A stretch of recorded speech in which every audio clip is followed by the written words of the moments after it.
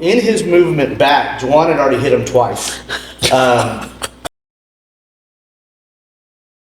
All right, welcome to another episode of the Sweat Equity Podcast for entrepreneurs.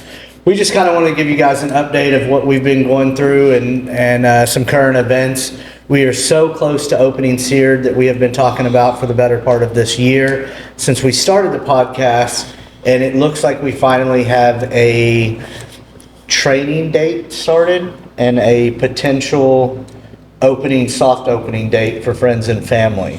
So we're really hoping that we're going to be able to stick to that timeline, and there is light at the end of the tunnel after hundreds of thousands of dollars, hundreds of hours, a lot of sleepless nights, a lot of stressful days, hundreds of tears, hundreds of laughs. We are finally here. And you know, it's funny now that we say that, because one of the questions that we had an opportunity to choose a subject was something about like owning bars and stuff. Does it make you rich or something like that, or how much money you actually make or something? Right. I'll tell you how much money you don't make when you open a bar or a restaurant. You spend everything you've made. 100%. We definitely have done that.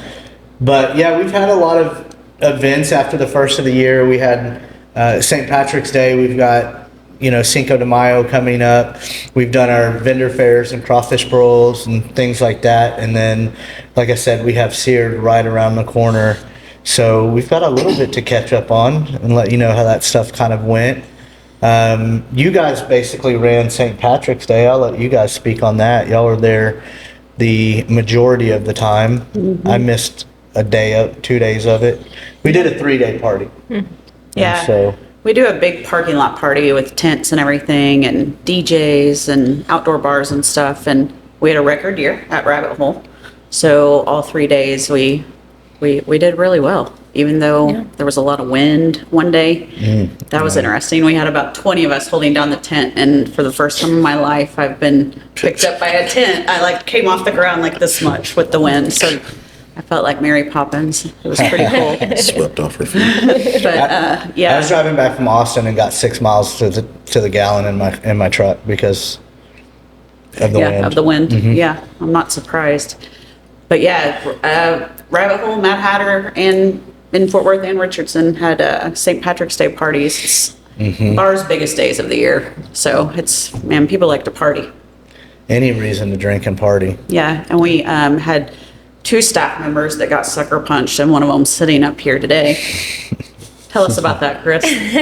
I've never been sucker punched in my whole life. And I, honestly, as an adult, I don't think I've been punched too many times at all. No. I have been punched out in the parking lot one time. I was breaking up a fight and got punched, but it really didn't hurt. Yeah. I think your adrenaline, whenever it's kind of like whatever. It stings a little bit later. You expect it to hurt so bad when you see it coming, and then all of a sudden you're like, "That's all you got." It's kind of how it was with that. But the guy also punched me in like behind my ear and like just a weird spot. But yeah. And then her sister, man, she took a pretty good sucker punch too. I don't know if you... And it was for breaking up a fight. Yeah, breaking up a fight. That made me so angry watching it. I was like, just calm down. And then someone showed me the video. I was like, oh, I'm glad I was not there.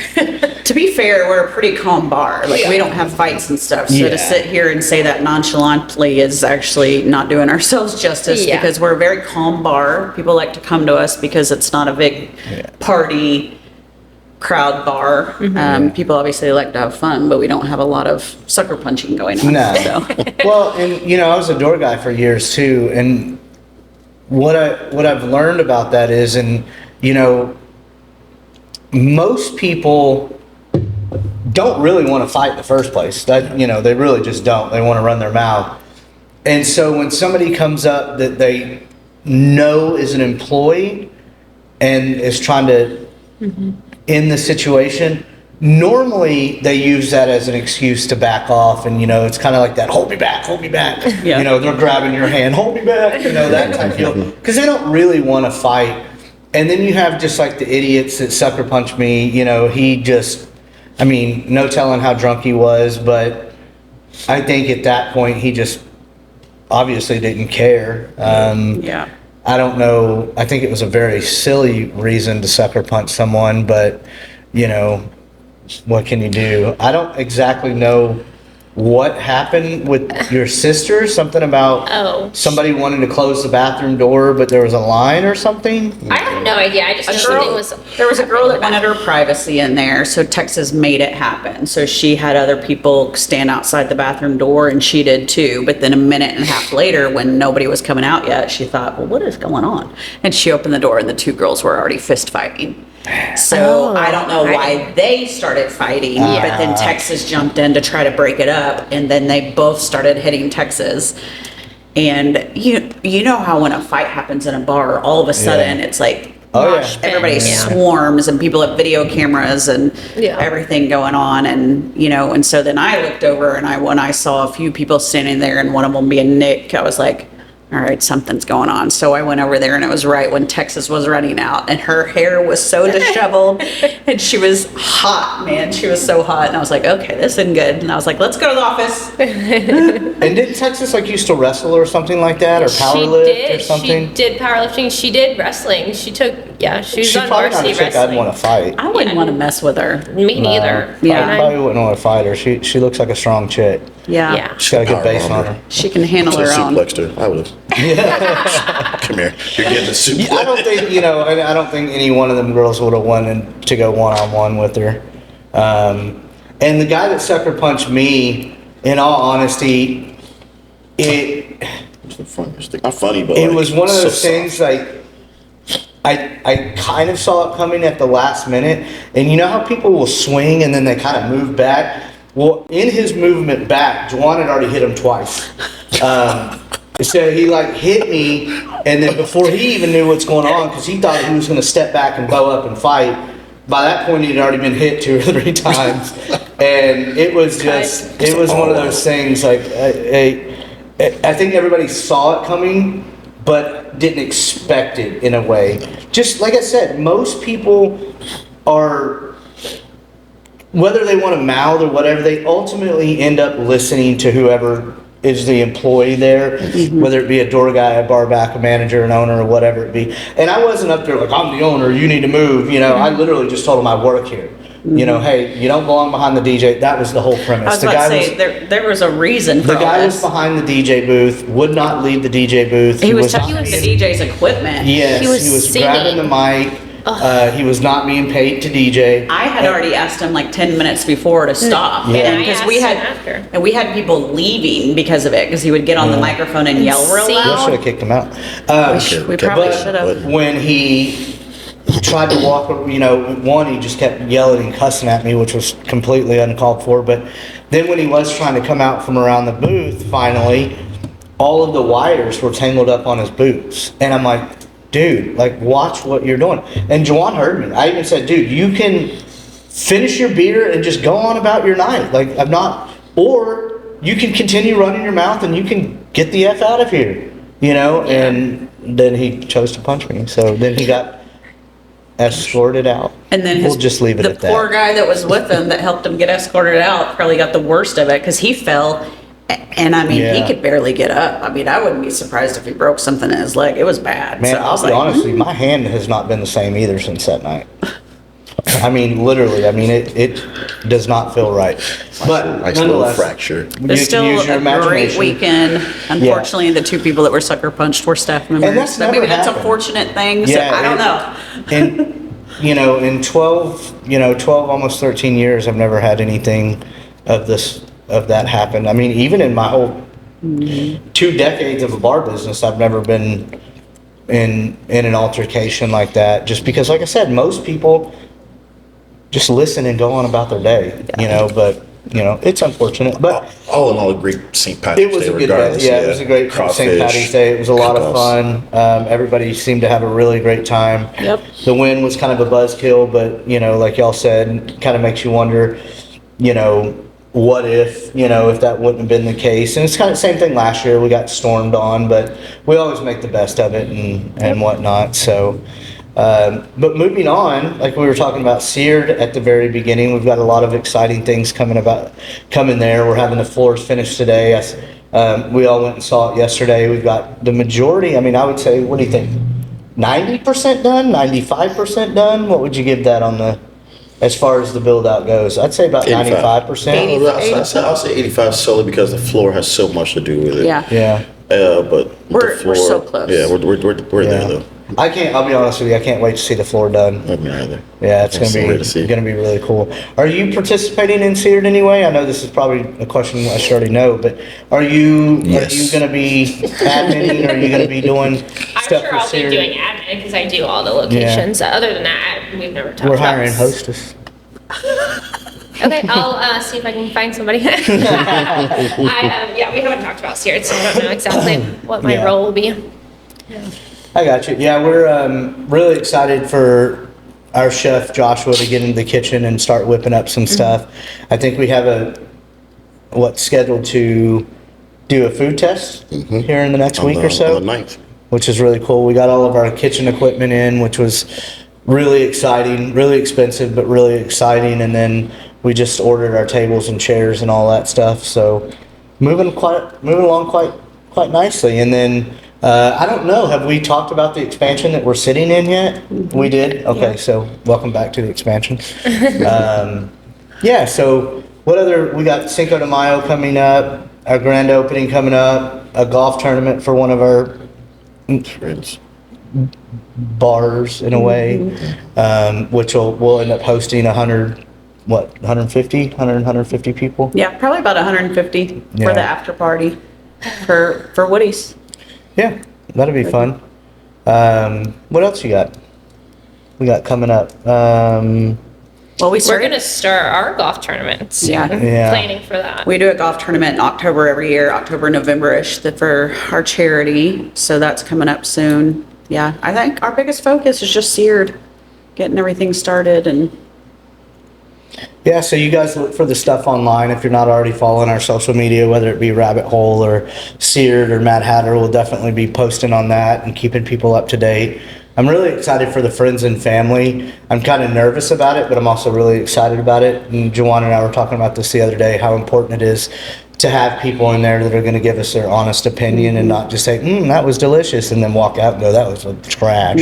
You know, so I'm excited to see how all of our hard work has paid off. I don't have any doubts in it, to be honest with you. I'm just excited to see how it pays off because I have this vision, and you know, if you've worked in a restaurant and you worked doubles in restaurants, and so this is kind of how my brain works in a little bit of way, and maybe you guys can follow along on this, but when you work a double and you work that lunch shift and, you know, somewhere like a Boomer Jacks especially where there's windows everywhere, it's bright in there, everybody's kind of moving around, and then you have that dead period from, 2 to 4 or 5 o'clock, and it's almost like a movie scene, and it happens so quickly that the sun goes down and then the lights get dimmed a little bit, and then all of a sudden it's just total chaos in the restaurant for 3 to 4 hours at night, right? In my vision, that's how I already envision Seared being. And I don't know about y'all, but in my mind, I can already see an active Friday, Saturday night, table set, people running around, people eating. I can almost hear the noises in my head because I worked in that environment for so long. To me, I've already got this really incredible vision of what it's going to be like, full on, packed house, people up front waiting, you just hear the conversations in the background and off to the side, as a waiter, as you're walking through and you're navigating and, everybody's, hey, this type deal. I don't know about y'all, but that's my vision. And I already see it being, we've gotten so much hype around it that I can't tell you, people at the gym, people, our landlord's always messaging me. Hey, had people asking about it today. I saw somebody at the gym that was asking me about it 2 days ago, and I can't go 1 or 2 days without somebody asking me about it and what's going on with it. So I'm extremely excited about it, and I think that one of the main reasons that we all came together on this is that we were all able to see that ultimate vision at the end of the tunnel, and bring that vision to life. It's pretty cool to be able to do that, and you guys have had an extremely big hand in that. you Yeah, know. for sure. It's almost weird that this part of it's almost over. You know what I Yeah. mean? Because it's been our life for a year. Yeah. Yeah, so it'll be. I think we're all a little nervous. We're all really excited. We're all gung ho about it and pumped and Just see like when the other pubs open, you're like, man, it's here. I'm like you know what to expect, but sometimes you don't know. And you're like, Yeah. all right. But if you worked in a restaurant before, like you said, you could automatically just hear the Yeah. forks, the knives, the people talking, the chip machine that prints the entire time. Yeah. That's the one of the things, KP, you're gonna hear, like, what is that noise? It's just constant drinks coming through. Like, Yep. it's just one of those fun. It's almost fun in It's a way. fun. It's fun. It's almost just fun Yeah, to hear. I love it. the chaos. Me too. It goes by quick. Yeah. Oh, so I don't fast. think anybody in the service industry doesn't love chaos. Like I feel like if you dislike chaos, you can't really be in Yeah, this it's industry not because fun. there are a lot of days of chaos. Yeah. And like you said, it goes by so fast. Yeah. You'll be like, oh man, when's this dinner rush hitting? Then all of a sudden, a line starts, tables are being set, then there's a wait, and then all of a sudden, all 4 of your tables are set. And at that point, you're just, focused in on what you're doing. And then you look up, like I said, at that point, it's almost like a time lapse where the sun has kind of gone down. The lights have come up a little bit or been dim, whichever kind of atmosphere you're in. And then it's just total chaos for 2 to 3 hours. And then all of a sudden it's like, man, who's first cut? You Yeah. know what I mean? And it's, to me, I actually loved waiting tables. I say loved. I really enjoyed it. It's nothing I want to do for the rest of my life by any means, but I actually really, really, really enjoyed waiting tables because I was really good at it.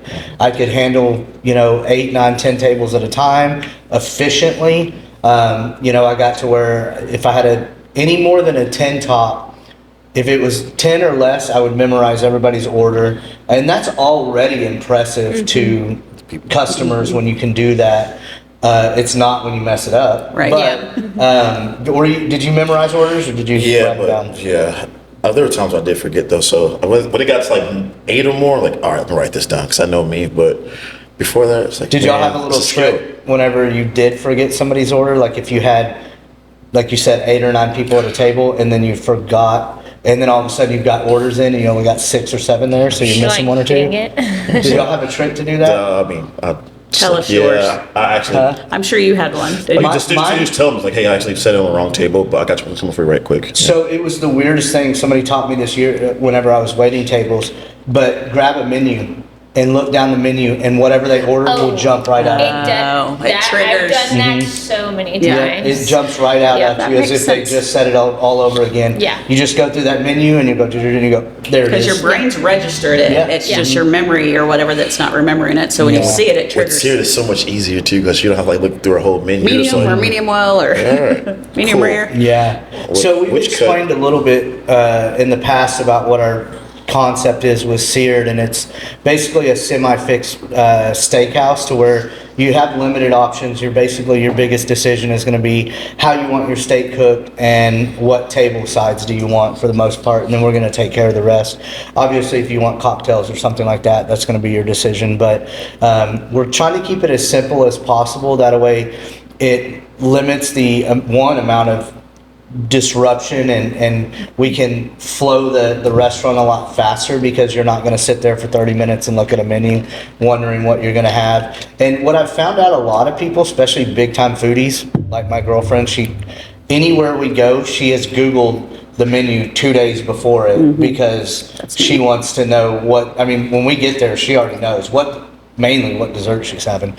But yeah, it's just been a wild ride, and like Jawan said, you just said it was kind of crazy that we're just, we're almost to that point, because in other instances, like even dating back to Mad Hatter Fort Worth or Rabbit Hole or Richardson, whatever it was like the second we had the green light to go, it was bam, let's open. And typically it was especially for this in Rabbit Hole, it was like 5 o'clock in the afternoon. It was like we got our last permit and it was bam, put a bartender behind it, put on Facebook that we're open and let's roll. Right. Yep. This we have to be a little bit more strategic about. Yeah. Yeah. Yeah, because it's our first dance with reservations too. So Yeah. we have stuff that we're learning along the way. We've got a lot to learn for sure still, and it's going to be a big learning experience. And to me, I don't know about y'all, but I wonder, is this going to turn into another Sears down the road? Is this going to be such a hit that we're going to put one in Arlington or Dallas or South Fort Worth or something like that? I think it definitely has potential to, and I say that just because, especially with the Fort Worth Arlington area, there's nothing like it. There's not a concept that mirrors what we're trying to do, which I think is really cool. I often think about, like, I wonder, because, you know, there's certain places in town that a lot of, like, celebrities will go to when they come into town. And it's not that, like, that's a huge deal to me, but obviously it's definitely a big bonus, right? Yeah. So, like, we always have Billy Bob Thornton and people in town for a lot of, we have a great director, producer here or whatever that films a lot of TV shows like Landman and Lioness and everything. Yeah. So you have a lot of those actors and stuff, and they're eating at all the restaurants all over town, and they will talk about their favorite ones and stuff. So I always wonder, are we going to end up being a place That would that be people, super cool. you know, seek out and want to come to, that's not just your regular everyday person, Yeah. which they're regular everyday people, but it's still kind of cool to have pictures of them at your spot.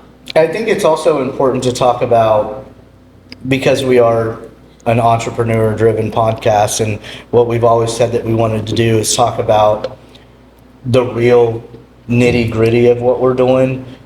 As vibrantly and as happy as we talk about it, it has been a bit of a nightmare at times over the last year. I mean, because we're over a year into this now. We signed the lease, you know, a year ago. A car ran through the front of the building 2 days after that. Then we had another car go through it, and we've just been a hang up after hang up after hang up.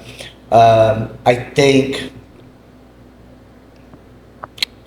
I don't want to bash anyone, but I think that our build-out process has been drug out a little longer than it should have been. Is that the nicest way to put it, maybe? I mean, I think with any construction process and build out, we expected shorter and we expected less. And, Well, you know, and maybe that's a lesson on us too, Yeah, you know? we missed the mark by like 8 months. And a lot of hundreds of thousands. Hundreds of thousands of dollars. And that's the thing too, is, you know, that I never want to discount is, you know, for people that do want to get into the bar industry or the bar restaurant industry or either one of them solely, it is so important to have that capital lined up and in place, and, you know, double whatever you think, double to triple whatever you think it's going to be. If you think that if they quote you $100,000, you better have 300 in your bank account, because if not, you're going to fail. It's not going to open.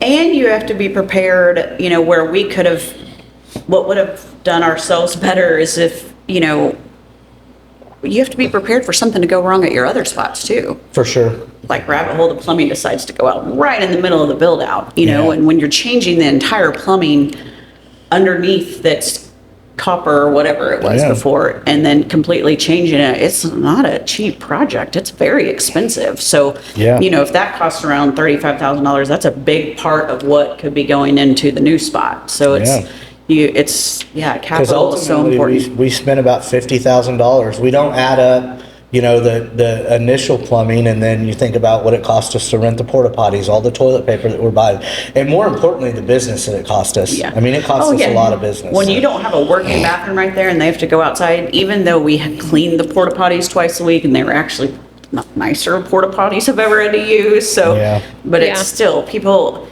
I mean, I wouldn't. If I had to make a decision that day, are we going to either go to Rabbit Hole or are we going to go to Mad Hatter? I'd rather go to the one with a working bathroom. For sure. So. Yeah.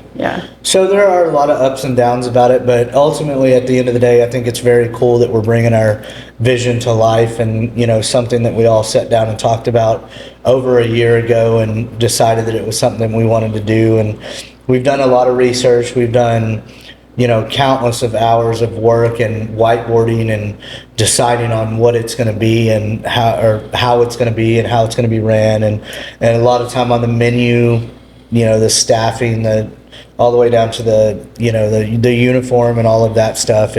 This isn't a project that can be just thrown together like a small pub can be.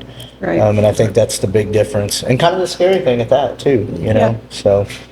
For sure. But I think that's really it that I have. I think we just wanted to catch you up on current events and let you guys know where we were at on Seared, because I know a lot of people have been asking and wondering why it hasn't opened yet. I don't really know that we have a one specific reason that we can say, oh, it's been that. But again, like KP said, make sure to expect delays, make sure to expect, you know, tons more money than you really think about. You know, there are, you know, ways to negotiate free rent for a while, but you know, that runs out very quickly. Then you have opportunities that maybe you're taking over a lease that they don't necessarily allow that. And that's where we got into, I think we paid $85,000 in rent in Richardson before we ever even sold a beer. So things like that you don't expect is, you know, again, that money adds up very, very quickly. When you're doing a construction build out, you're writing, you know, $10,000, $20,000 checks every week and a half. I think I looked the other day, and just in this last 2 months, we've spent almost $90,000, and then we wrote, you know, another over $20,000 in the last 5 days. So it adds up very quickly, but you know, I think that's just a part of it. And you know, scared money don't make money, as Right. they say. Yep. So, you know, if you guys got any questions or comments, we hope you drop them down, and we will do our best to answer them and get back to you. Thanks for listening to another episode. Until next time.